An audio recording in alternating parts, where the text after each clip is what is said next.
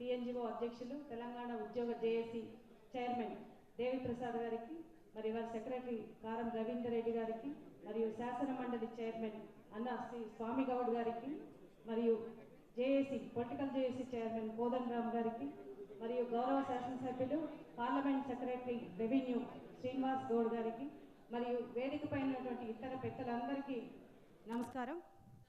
ముఖ్యంగా టీఎన్జీఓ సంస్థ అంటే మనందరికీ తెలుసు, ఒక చారిత్రాత్మక నేపథ్యం ఉన్నటువంటి సంస్థ. తెలంగాణ ఉద్యమ చరిత్రలో ఒక ప్రముఖ స్థానం.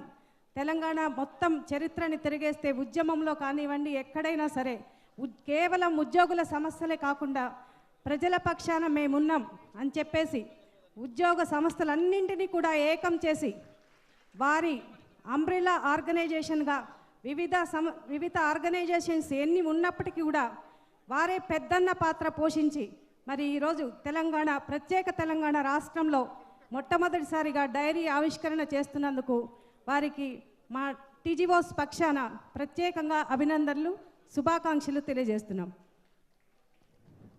ఈరోజు తెలంగాణ ఉద్యమ చరిత్రను తిరగేస్తే మన ఉద్యోగులం మరి దేనికి భయపడకుండా జైళ్ళకి వెళ్ళాం. తర్వాత అనేక సార్లు అరెస్ట్ అయ్యాం. మన స్వామిగౌడ్ గారి నేతృత్వంలో మనం చేయని ఉద్యమం అంటూ ఏమీ లేదు. ప్రొఫెసర్ కోదండరామ్ గారి పిలుపుని అందుకొని మన ఉద్యోగులందరం కూడా ప్రతి సందర్భంలో ఎక్కడ ఎటువంటి పిలిపించినా కానీ మనం ముందుండి మరి ఉద్యమం నడిపించాం. ఆ రోజు ఉద్యోగాలు పోతాయన్నా కూడా మనం ఎవరం లెక్క చేయకుండా ప్రత్యేక తెలంగాణ రాష్ట్రం సాధించుకోవటంలో మనం ఎంత ప్రముఖ పాత్ర పోషించాం. ఆ సందర్భంగా మరి మనం ఎన్ని ఒడిదొడుకులు ఎదురైనా కానీ వేటిని లెక్క చేయలేదు ఆ రోజు. ఈరోజు తెలంగాణ ప్రత్యేక రాష్ట్రం మనకి ఏర్పడింది. ఈరోజు కూడా కొన్ని ఉద్యోగుల సమస్యలు మనకి ఎన్నో ఉన్నాయి. ముఖ్యంగా ఇప్పుడే మన జేఏసీ చైర్మన్ దేవిప్రసాద్ గారు చెప్పినట్టుగా 42 రోజుల సకల జనుల సమ్మె రెగ్యులరేషన్ అవ్వలేదు, అదొకటి ప్రధానమైంది. తర్వాత పిఆర్సీ ఉన్నది. ఉద్యోగులందరూ కూడా ఈరోజు పిఆర్సీ కోసం అందరూ కూడా ఎంతోమంది ఎదురు చూస్తున్నారు. అది ఖచ్చితంగా మనకు సమర్థవంతమైన నాయకత్వం, తెలంగాణ రాష్ట్రాన్ని సాధించడంలో ప్రముఖ పాత్ర పోషించినటువంటి మన ముగ్గురు ముఖ్యులు ఈరోజు శాసనమండలి చైర్మన్ స్వామిగౌడ్ అన్నగారు, తర్వాత దేవిప్రసాద్ గారు, మన శ్రీనివాస్ గౌడ్ గారు మనకు అండదండగా ఉన్నారు. పిఆర్సీ విషయంలో ఎక్కడ వెనక్కి తగ్గకుండా ఖచ్చితంగా ఉద్యోగుల పక్షాన వారు పోరాడతారు. అదేవిధంగా ప్రభుత్వం కూడా మరి ఎంతో సానుకూలంగా ఉంది. మన గౌరవ ముఖ్యమంత్రి గారు ప్రతి సందర్భంలో కూడా మాది ఫ్రెండ్లీ గవర్నమెంట్, మేమెప్పుడు ఉద్యోగుల పక్షాన ఉంటాం అని మనకు మాట ఇచ్చారు.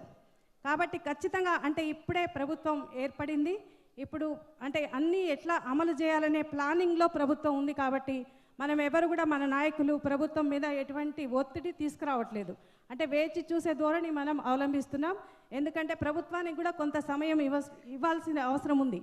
ఎందుకంటే కొత్త రాష్ట్రం ఏర్పడింది. ఈరోజు ప్రజలు ఎన్నో ఆకాంక్షలతో ప్రభుత్వం వైపు చూస్తున్నారు. ఇది ప్రజలు ఎన్నుకున్నటువంటి ప్రజాస్వామ్యబద్ధమైనటువంటి ప్రభుత్వం. వారి మీద ఎన్నో ఆశలు ప్రజలకు ఉన్నాయి. కాబట్టి మనం కొంత సమయం ఇచ్చి ఉద్యోగులుగా మనం ఎంతో సహనంతో ఓర్పుతో ఉద్యమం నడిపాం. అదేవిధంగా ఇప్పుడు కూడా మనం కొంత టైం ఎదురు చూసిన తర్వాత ప్రభుత్వం మీద ఖచ్చితంగా మనం ఈ జనవరిలో కొత్త సంవత్సరంలో మనం పిఆర్సీ ఖచ్చితంగా వస్తుందని చెప్పేసి అందరం అనుకుందాం.